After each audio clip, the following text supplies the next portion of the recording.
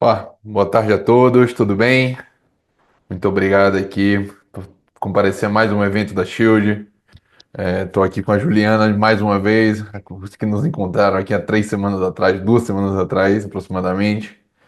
E dessa vez a nossa ideia aqui é discutirmos e respondermos algumas perguntas que ficaram pendentes do nosso último evento. A gente recebeu muitas perguntas, talvez seja um dos eventos que mais teve adesão a nível de dúvidas, e responder algumas outras perguntas encaminhadas ao longo das últimas 2 semanas.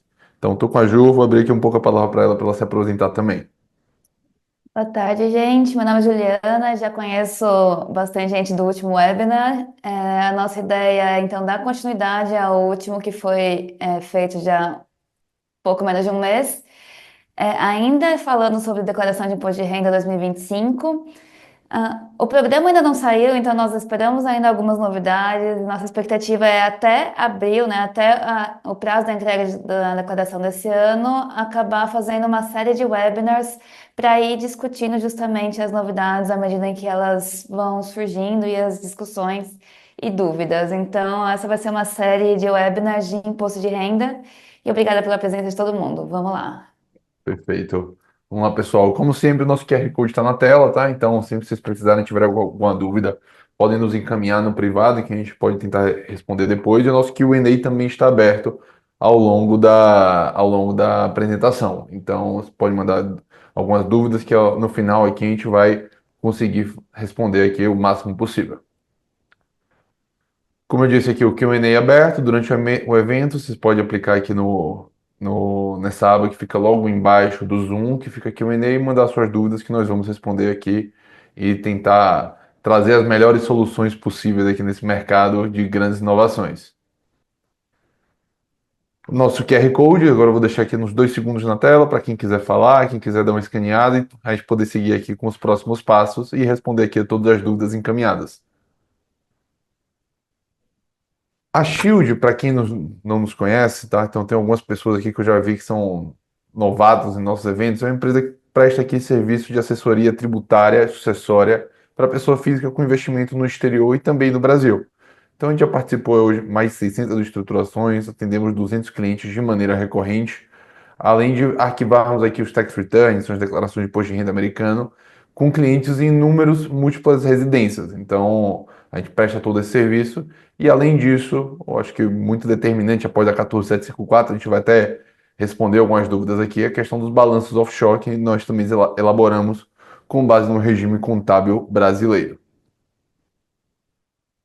Uma breve apresentação minha da Ju, ambos advogados, vimos aqui alguns escritórios de grande porte aqui em São Paulo, com especialização nessa área aqui de planejamento patrimonial e sucessório, comumente chamada pelo mercado de Wealth Planning.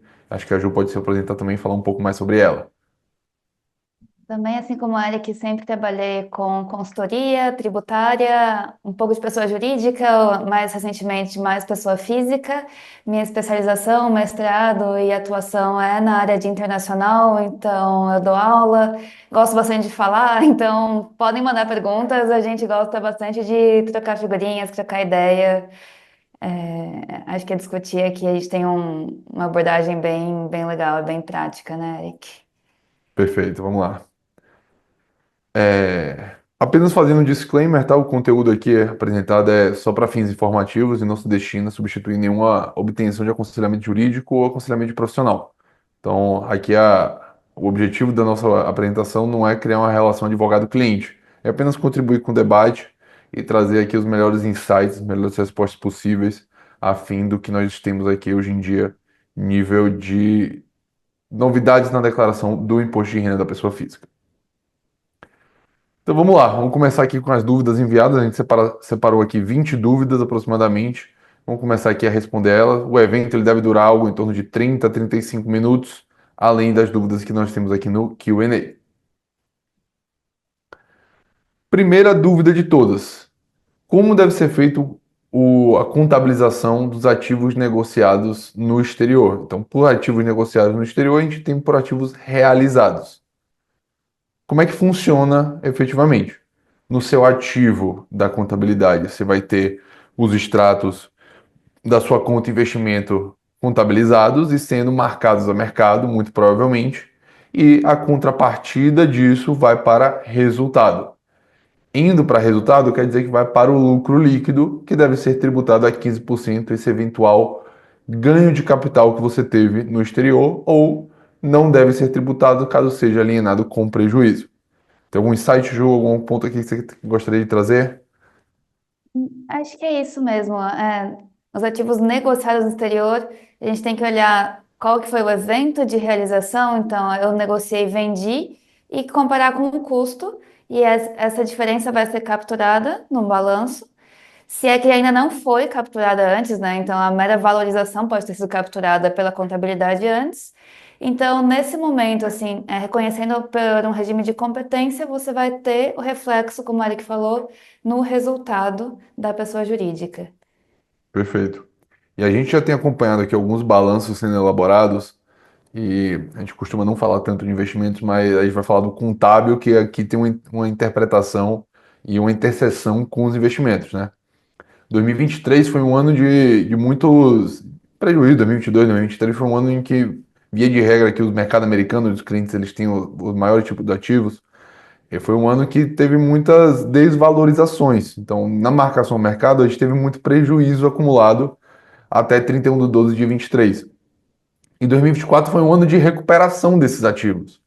Mas pela marca d'água que a 14754 ela trouxe, de que os lucros ou prejuízos acumulados até 31 de 12 de 23, eles continuariam diferidos, a gente tributa somente o resultado de 24.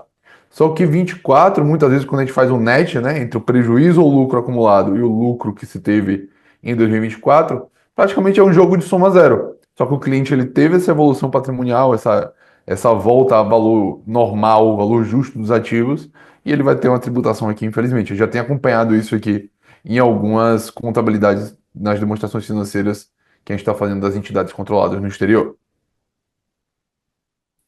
Passando para a próxima pergunta, acho que essa aqui é uma dúvida que é muito comum também, como é a tributação em venda ou alienação de um imóvel no exterior? Aqui a gente deve presumir que está na pessoa física esse imóvel.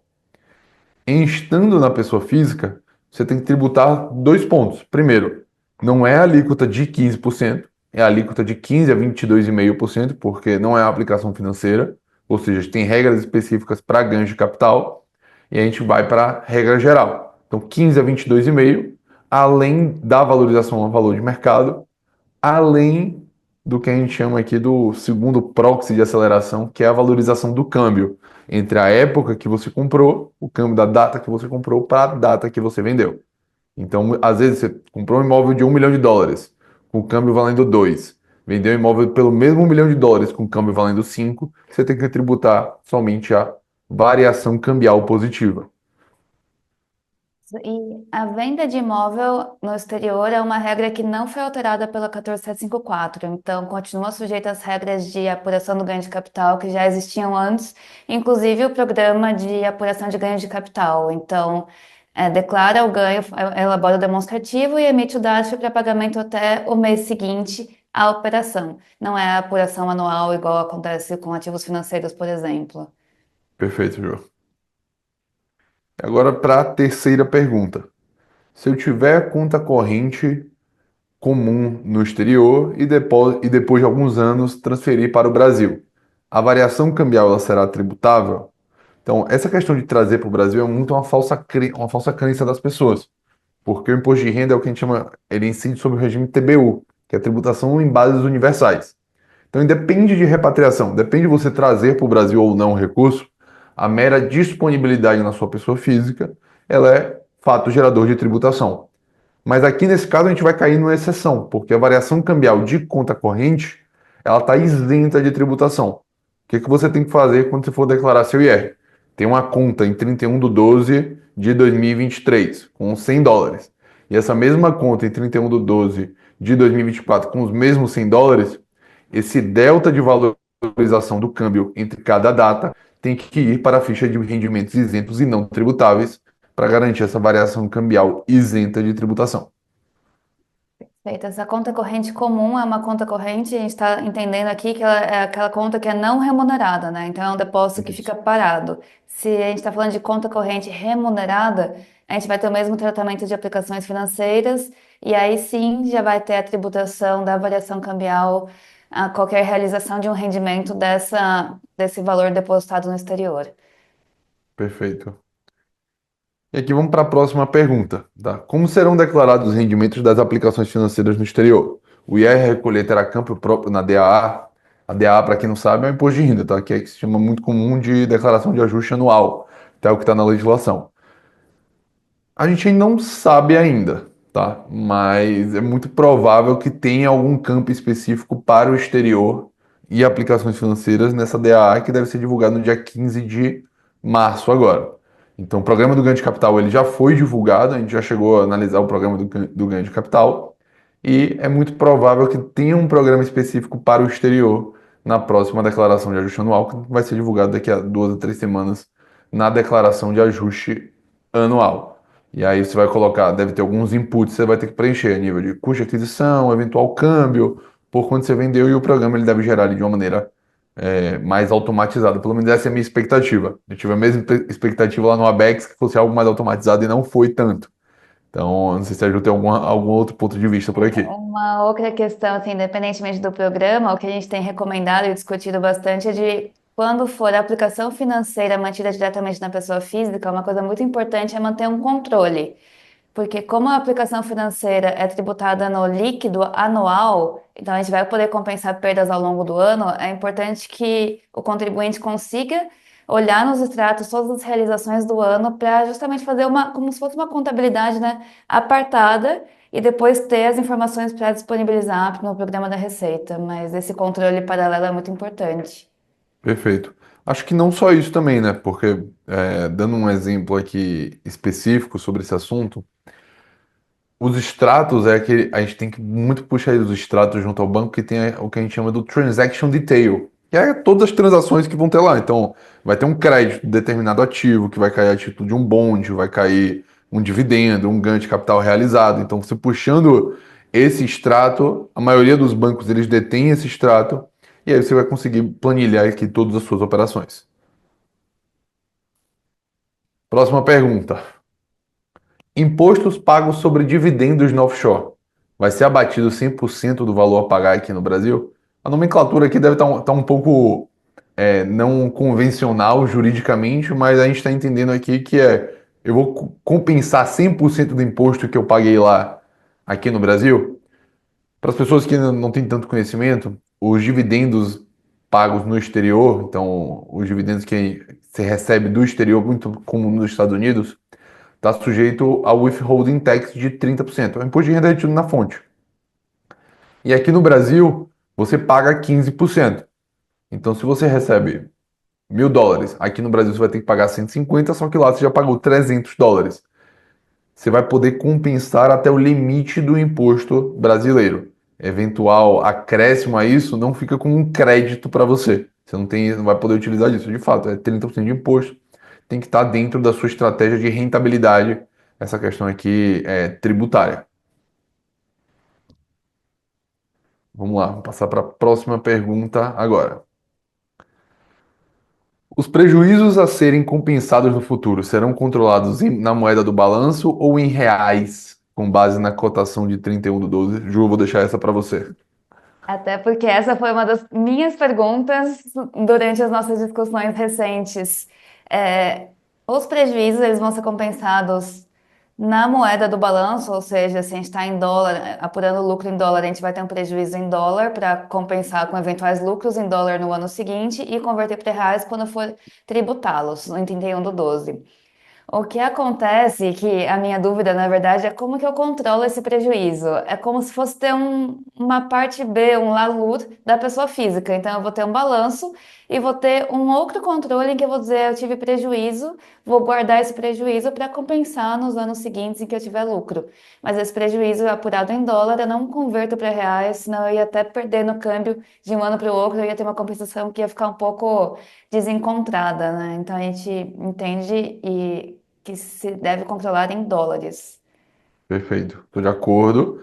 ou a moeda E do balanço. exatamente. Então, a moeda do balanço é a moeda que convencional, e aí no final do ano a gente faz a conversão para reais. Então, se tiver eventual lucro ou não, se tiver prejuízo, continua em dólar e carrega para frente para eventuais lucros em dólar que você tiver mediante a confecção do balanço.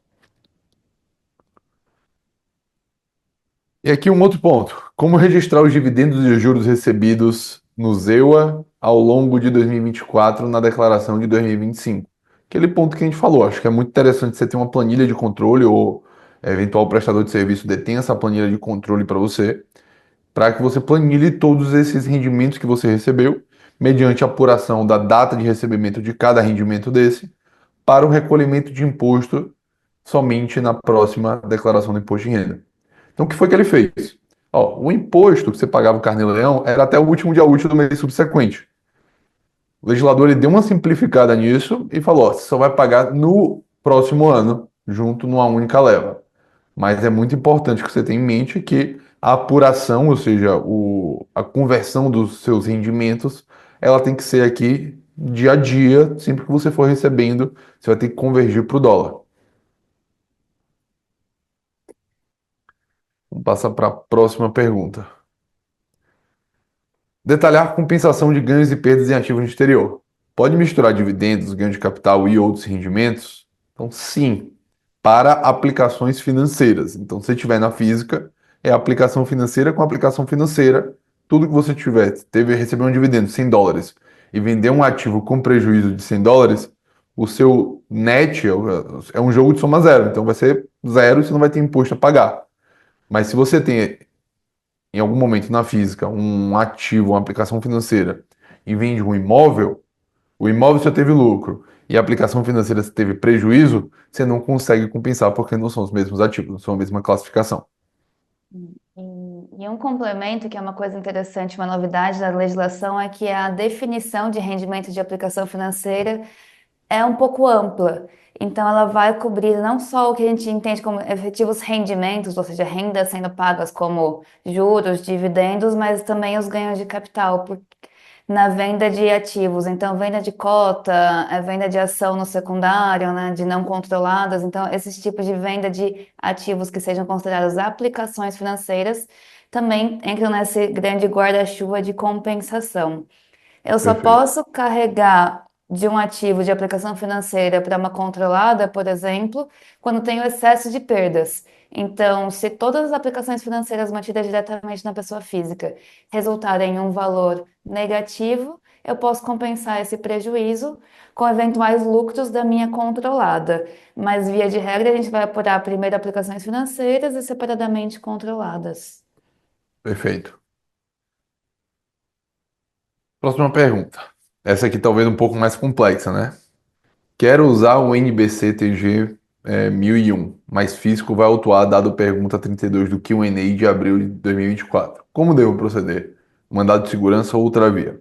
Explicando assim, o NBCTG é um método de contabilização para empresas no Brasil. É muitas vezes utilizado para pequenas empresas. Então, simples nacional ou microempreendedor individual. E ele quer muito utilizar esse método de contabilização para que ele não tenha que marcar a mercado os seus ativos financeiros e tributar um ganho não realizado. Só que a pergunta 32 do Q&A, ela fala que a aplicação financeira tem que ser marcada a mercado e vai sofrer aqui uma atenção especial da Receita. E ele quer saber como é que ele deve proceder. Beleza, se eu for utilizar isso, onde é que eu vou discutir para ter uma segurança jurídica? Mandado de segurança ou outra via? Eu acho que o mandado de segurança ele faz muito sentido, porque você vai discutir isso via é, na esfera judicial, tendo uma liminar, uma decisão favorável, você consegue pelo menos travar uns juros de uma multa, não pagar pelo menos o imposto sobre ganho não realizado. Então, eu acho que você tem base para isso. Mas é muito importante você ter uma decisão judicial e algo que lhe dê um alicerce para que não seja algo aqui é o que a gente chama de fonte vozes da minha cabeça, né? Então, não tenha algum alicerce jurídico para que você tome essa decisão. Tem um ponto aqui, eu acho também, que é sobre questão de marcação a mercado, né? Que eu acho que é importante a gente trazer ainda para a discussão. A gente tem visto aqui clientes que chegam com balanços já prontos, eventuais aqui discussões sobre a questão dos outros resultados abrangentes, se vai colocar aqui para para VJORA, que a gente chama, né? Para outros resultados abrangentes, ou valor justo pelo meio do resultado, que é justamente a marcação a mercado dos ativos financeiros, ela sempre vai acontecer. Você sempre vai ter que marcar mercado. Só que a questão é, para onde vai transitar essa marcação a mercado? Ah, se o meu intuito é receber, deter aquele ativo por longo prazo para receber fluxo de caixa, ou seja, para receber dividendos, juros, enfim, você pode ter uma base legal e contábil, no caso, para a marcação a mercado ir para outros resultados abrangentes e não para o resultado tributado a 15%. Só que o fisco ele não entende isso. Pelo perguntas e respostas, foi quase como um tom um pouco ameaçador. Não é? A ideia dele é justamente tributar esse ganho não realizado para aplicações financeiras e uma marcação a mercado transite pelo resultado. Então a gente está falando para os clientes da seguinte forma: ó, depende muito do seu apetite de risco. Tendo mais apetite de risco, acho que com aqui o caso concreto, acho que é interessante você discutir isso na esfera judicial antes de fazer o pagamento do imposto. Mas caso você tenha aqui uma esfera um pouco mais conservadora, é marcar mercado, tributar os 15%. Caso seja declarado inconstitucional, você aqui eventualmente vai reaver esses valores pagos indevidamente. Acho que muito da questão é você evitar um descumprimento de obrigação acessória, de não tributar aqui essa parte tributária nos 15% da evolução patrimonial, e aí você vai estar sujeito a multa de até 150% e juros Selic. E aí o imposto que era X, ele vai virar um imposto muito maior, 2, 3x. Então é isso que a gente tem batido muito aqui nos clientes. Não sei se eu tenho alguma ponderação. É difícil a gente opinar sobre isso, até porque qual seria a tese jurídica da discussão? Seria a legislação tributária tentando interferir em uma norma contábil. Então, é óbvio que vai existir, pela norma contábil, determinados critérios para a gente contabilizar os ativos, porém a legislação fiscal ela vai tentar ignorar esses critérios. Então, a gente tem uma controvérsia aqui entre o fiscal e o contábil. Então, qual que vai ser o argumento? Vai ser justamente, eu poderia contabilizar e o reflexo fiscal seria o mesmo que o contábil ou não. Uhum. A gente já convive com algumas diferenças contábeis e fiscais que têm impactos diferentes para fins contábeis, fins fiscais, né? Prejuízos, deduções, e esse talvez seja mais um dos impactos, justamente tendo em vista, acho que a finalidade da legislação de tributar a renda não realizada no exterior e evitar diferimento de tributos, evasão e tudo mais. Então, a gente tem adotado essa postura um pouco mais cautelosa, por enquanto, até ter manifestações um pouco mais, acho que concretas, tanto de judiciário quanto de autoridades, Receita Federal. Perfeito. Vamos para a próxima. Como declarar as controladas indiretas no exterior por controlada direta no exterior de propriedade da pessoa física residente fiscal no Brasil? Então, estou entendendo que ele tem aquela velha estrutura, né? Que você tem uma empresa, uma controlada direta em Cayman, Bahamas, Ilhas Virgens Britânicas, que detém uma empresa embaixo, seja em um outro paraíso fiscal, um país de tributação favorecida ou nos Estados Unidos. O que você vai ter que fazer para fins de imposto de renda é pegar na contabilidade, ver quanto aquela empresa representa do capital social daquela empresa. Então, tem fazer um jogo de proporção e aplicar isso para fins da ficha de bens e direitos do imposto de renda, como se fosse uma regra de três. Então, você vai ter que declarar aqui separadamente cada uma das empresas e elas são aqui o que a gente chama, tem um artigo muito bom sobre esse assunto, que hoje em dia elas são declaradas quase como irmãs. Então, ela não é uma filha da outra. Para a declaração de imposto de renda, elas são como irmãs, é uma separada da outra. A gente vai tratar cada uma separada de uma maneira que os impostos sejam apurados individualmente, mas societariamente a gente vai ter uma declarada indireta da outra. Vamos para a próxima aqui. O lucro apurado em dólar nas demonstrações financeiras da PIC, PIC é um offshore, tá? Deverá ser convertido para real sobre qual PTAX e qual o valor. É sempre para o último dólar de venda, PTAX de venda, para o último dia útil do ano. Ano passado coincidiu que foi o dia 31 do 12 e o valor do ano passado foi um câmbio bem alto, tá? Talvez um câmbio histórico aí que esteja perto das máximas de 6,1923. Então, para quem tem balanço esse ano, ver quanto teve de lucro, pegar a linha lá do net income, fazer vezes 6,19,23, ver quanto foi em real, aplicar 15% e recolher o imposto aqui junto na próxima declaração de imposto de renda.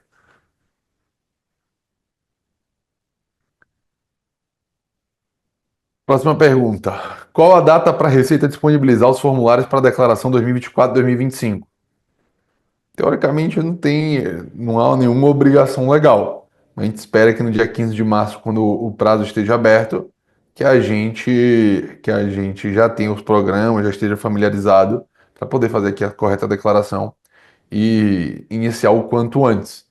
Acho que um vetor aqui muito bom que eu estou dando de aconselhamento aqui para quase todos os clientes é o seguinte: tenham bons prestadores fazendo esse serviço, porque a responsabilidade vai ser muito grande a partir de agora.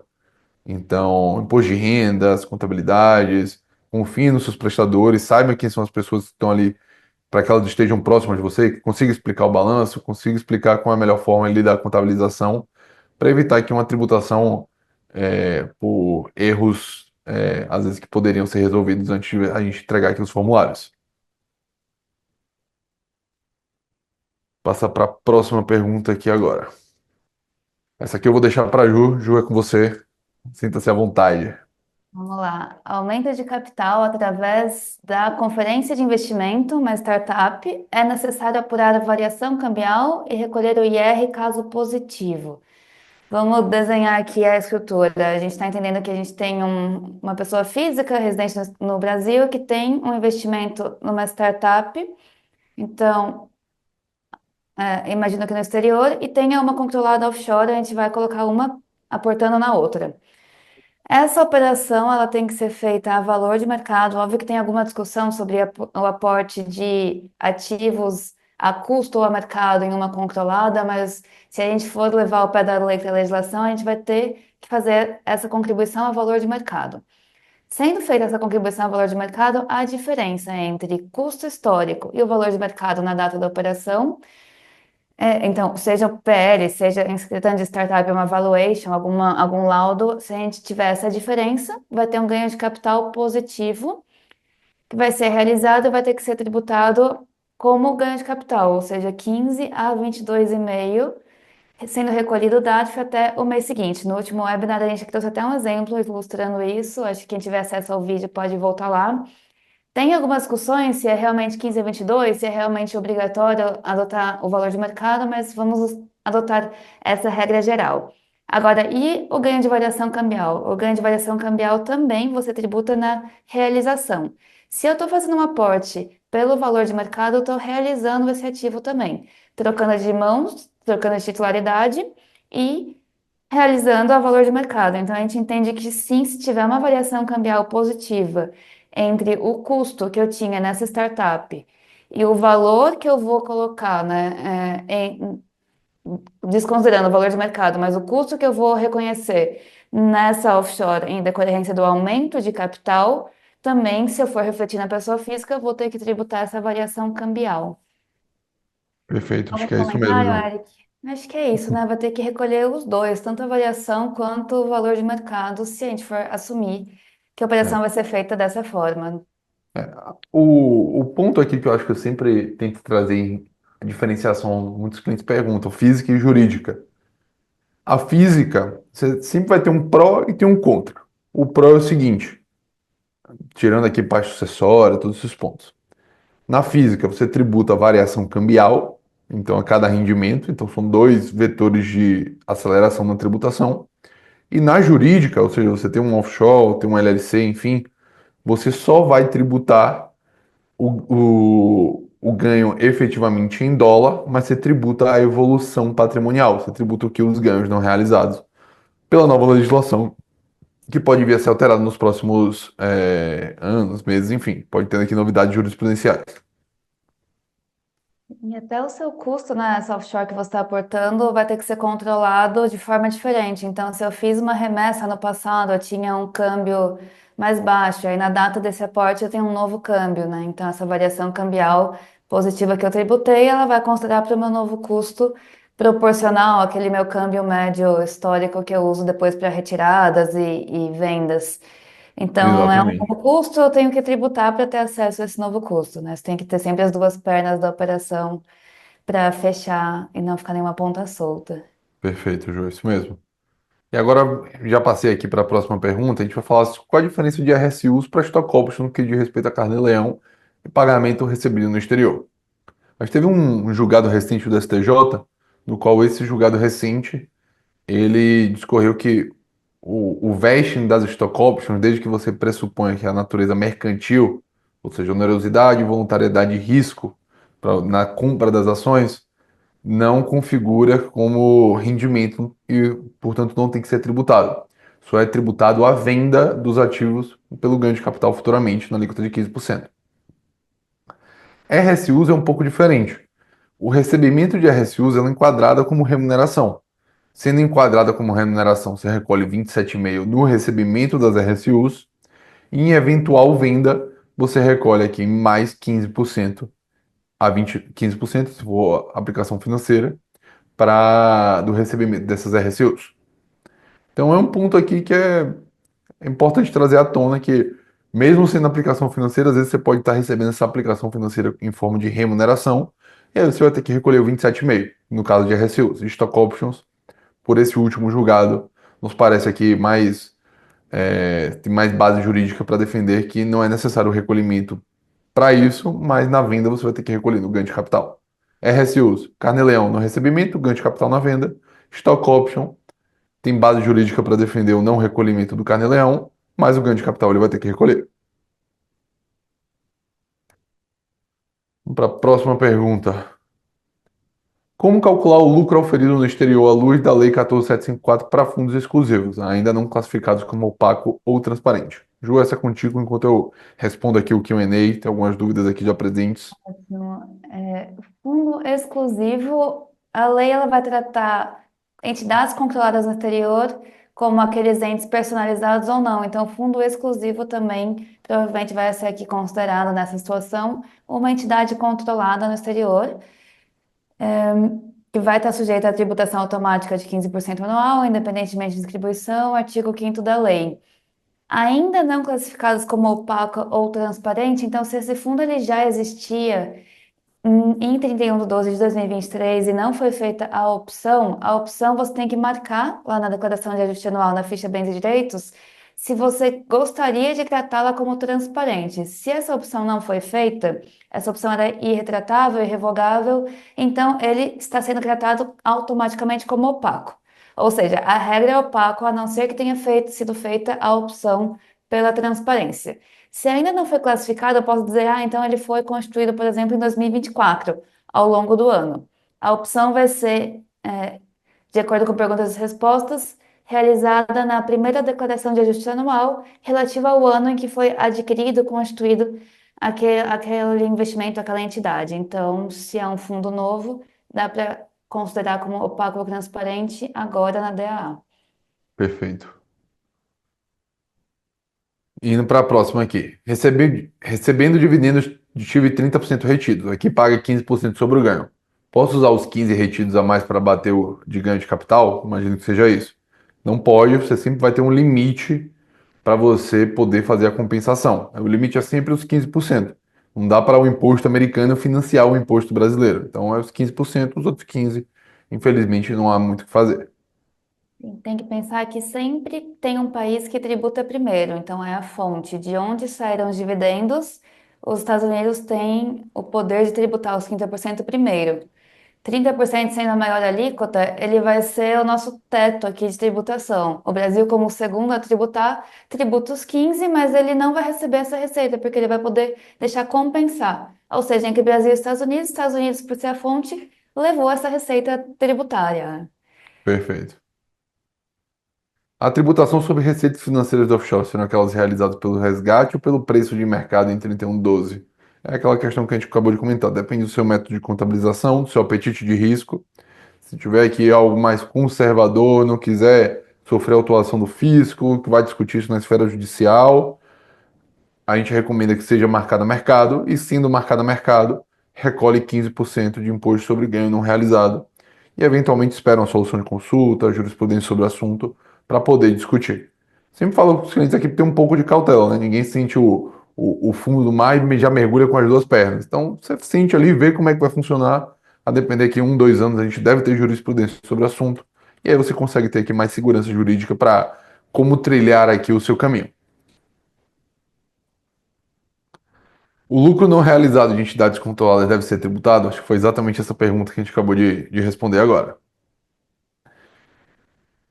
Investimentos na pessoa física em fundos de investimento no exterior pagam IR sobre variação cambial e preço de mercado? Tem mais alguns Q&As aqui, julgo deixar com você, tá bom? Se esse fundo de investimento, aquela pergunta que eu acabei de comentar, for uma entidade controlada, a gente vai seguir as mesmas regras de apuração do lucro para as entidades controladas. Variação Perfeito. cambial e preço de mercado, a gente está considerando, se for considerar os ativos que estão embaixo desse fundo de investimento e for considerado como uma controlada opaca, vai ser a mesma regra. Variação cambial, eu vou tributar somente na disponibilização desses recursos, então do fundo para cima. E preço de mercado depende de como você contabiliza, se você está apurando o lucro sobre essa variação positiva do preço de mercado. De mercado, aí sim eu vou tributar. Se eu estou falando de fundos de investimento, que eu, como em a aplicação financeira, em que eu estou só com o valor da cota do fundo de investimento, vai ser a regra de aplicação financeira, que é preço de mercado e variação cambial, eu vou tributar só no momento da realização. Então, não é porque é um fundo de investimento que eu tenho uma única regra. Eu tenho que olhar para o fundo de investimento e ver se é uma entidade controlada, então esses fundos exclusivos, ou fundo de investimento, cotas de fundos de investimento negociadas como aplicações financeiras. Perfeito. Ficando sem voz aqui. Posso fazer um empréstimo da offshore para o sócio quando não há lucro a distribuir? Quais as regras para o empréstimo? Esse é um ponto interessante, né? Porque mútuo de, agora com entidade controlada, caracterizou-se como distribuição de lucros, né, quando tiver lucro. Só que quando tiver prejuízo, não há você pode fazer esse empréstimo. Fazendo esse empréstimo, você vai ter que formalizar esse contrato de empréstimo, ter toda a documentação idônea, declarar na sua ficha de dívidas em anos reais, a empresa declarar no ativo dela que tem um empréstimo para você, e aí você pode valer-se disso ou eventualmente reduzir capital, o que for a melhor solução aqui no curto prazo. Se tiver de fato a intenção de retornar esse recurso para a empresa, aí talvez faça sentido, mas sempre bom ter substância econômica nesse negócio, né? Propósito negocial mesmo, e não efetivamente distribuir, fazer um empréstimo para não reduzir capital, ou então não distribuir dividendos que estariam aqui ambos sujeitos à tributação. E ter o contrato e ter a parte fiscal em dia, parte tributária e também a parte contábil. Se for um empréstimo, a gente recomenda que seja um empréstimo de verdade, que tenha prazo, juros, quando possível, previsão de devolução efetiva e não somente retiradas que eu vou tratando como empréstimo e ficam lá pendurados. Exatamente. Repatriação de dividendos e sim de imposto sobre variação cambial, ainda depende de repatriação. Caiu na física, mesmo no exterior, e vai ter aqui tributação sobre a variação cambial se você receber na física. Se você recebe na jurídica, a jurídica, e você teve lucro no passado, se você teve o crédito de dividendo a receber, essa variação cambial ela vai ser isenta de tributação. Se você eventualmente está distribuindo lucro acumulado, você vai ter que converter para o dólar do dia e tributar não só isso, como também não é a variação cambial, mas é o dólar do dia. Passar para a próxima, estamos chegando agora. Vocês estão orientando a contabilização dos ganhos e perdas não realizados pelo FVTPL ou FVTO ou CI? Aqui são métodos de contabilização, valor justo por meio do resultado ou valor justo por resultados abrangentes, mas numa metodologia em inglês. Sendo muito transparente, então a gente fala aqui com quase todos os nossos clientes, a gente tem pouquíssimos clientes que teriam esse apetite de risco, mas a gente recomenda que seja pago porque conforme o FVTPL, que é o valor justo por meio do resultado, por conta de orientação da Receita, é que nós somos somente um mensageiro, né? A gente transmite a mensagem e a maioria dos nossos clientes eles têm de fato um perfil mais conservador. E você tem base legal para você eventualmente discutir depois, algo nesse sentido. Você optar aqui por resultados abrangentes, você tem que ter muita base e às vezes você tem que ter um apetite de risco, estômago para poder carregar essa forma de contabilização. E não dá para você alterar de um ano para outro, você tem que ter substância no que você fala. E muito embora que a decisão de contabilização seja uma decisão a nível de diretoria da empresa, dos diretores, mas complexo e a gente recomenda aqui, por segurança jurídica, que seja feito aqui o valor justo por meio do resultado e tributar 15%. E tributar, de fato, o ganho não realizado é o método mais conservador neste momento. Chegamos ao final, então a gente compartilha aqui mais um dos nossos eventos, o nosso canal oficial. Hoje, como eu disse, hoje era um pouco mais rápido, 40 minutos, só para a Quer gente responder. passar pelas perguntas do Q&A, Eric? Claro, fica à vontade. Vamos abrir aqui que eu tô vendo um monte de janelinha subindo.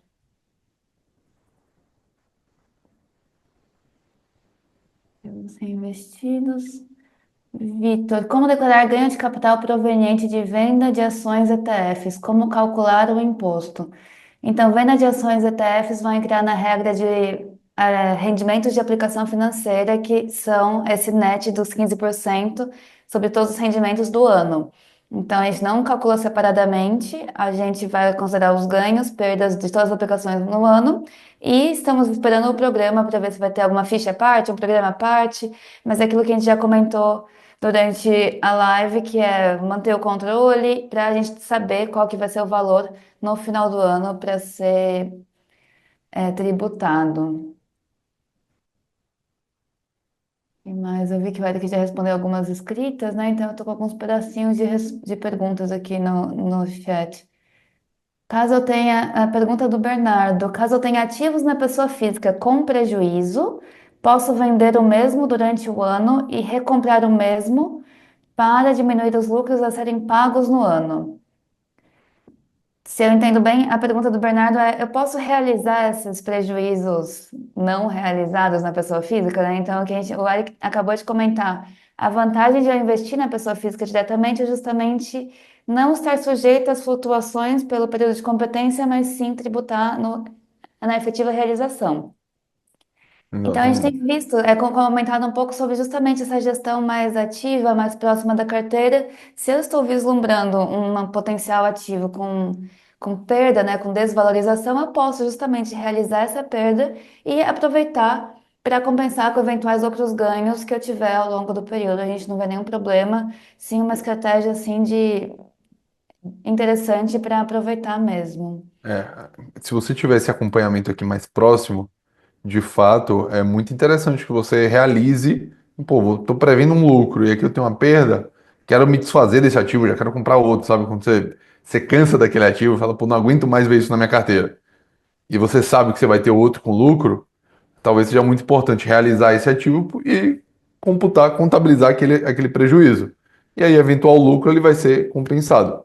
Então, mesmo na pessoa física, você vai ter aqui aquela mesma obrigação de contabilidade, se você quiser aproveitar-se aqui dos benefícios tributários. Se não, acho que faz- não realiza, mantém, mas eu faria dessa forma. Eu teria aqui um acompanhamento mais proativo, saber que, pô, vou rodar minha carteira, tem esses ativos aqui que eu não quero mais, vou realizar para poder apurar aqui o net, o lucro líquido entre todas as minhas realizações com lucro e pagar menos imposto. Obviamente, isso aqui é muito importante. Pergunta da Marta: como declarar um ETF comprado originalmente com dólar? Rendimentos de dividendos de outro ativo. Como declarar? Ficha de bens e direitos, vou zerar o custo de um e passar esse valor, essa liquidez que eu usei para adquirir um outro ativo, para outro e declarar em uma linha separada. Eventual ganho que eu tive, ou seja, esse rendimento de dividendos de um outro ativo, eu vou tributar, oferecer a tributação a 15% no final do ano. Mas então, um ativo virando o outro, eles são linhas separadas na minha ficha de bens e direitos. Perfeito. Acho que, Temos tempo? Mais algumas perguntas? eu acho que responder aqui a do Fred, no caso de um bonde, foi a maturidade em 2024 e o valor de face depositado em conta. Fora os dividendos recebidos, o valor do bonde depositado é tributado normalmente. E aí ele coloca logo depois PF, imagino que na pessoa física. Então, a valorização do bonde, eventualmente, ela é tributada pelo ganho de capital em 15% e os cupons são rendimentos do bonde, você vai tributando 15% integral. Então, é somente fazer aqui esse cômputo para ver se está certo, ver aqui os extratos se estão todos corretos. Mas se for numa pessoa jurídica, é a mesma forma. de tributação, a questão que você vai pagar antes dele, de fato, ter sido realizado, caso você opte aqui pelo valor justo por meio do resultado. Perfeito, Bernardo. No caso de recomprar o mesmo ativo, ele pode ser duas linhas, pode não ser duas linhas na minha ficha bens e direitos, desde que eu declare em um ano quanto que estava em um ano e o valor no ano seguinte. E óbvio que se eu tiver variação, ganho, venda e recompra, eu ofereço a tributação. Às vezes a ficha bens e direitos não mostra, né? É só uma fotografia. O filme que aconteceu entre uma e outra que eu tenho que oferecer a tributação na ficha correspondente. Bem legal a Perfeito. participação de todo mundo, hein, Eric? Pô, o negócio está um pouco puxado aqui, mas Super acho que nós legal. teremos que terminar aqui a partir de agora, pessoal. A gente deixa aqui o nosso QR Code na tela. Sempre lembrando aqui que nós possuímos o serviço aqui da consulta tributária, então, se vocês tiverem aqui qualquer dúvida, qualquer esclarecimento, vocês podem entrar em contato conosco, que a gente vai estar de prontidão para poder atender todos vocês. E se preparem, tenham aqui uma documentação suporte, porque o IR desse ano pode ser um pouco mais complexo, junto com a DCBE. A Shield está aqui de prontidão para poder ajudar a todos, tá bom? Muito obrigado por mais um evento, foi um prazer Obrigada pela e até a participação. próxima. Até mais. Tchau, tchau.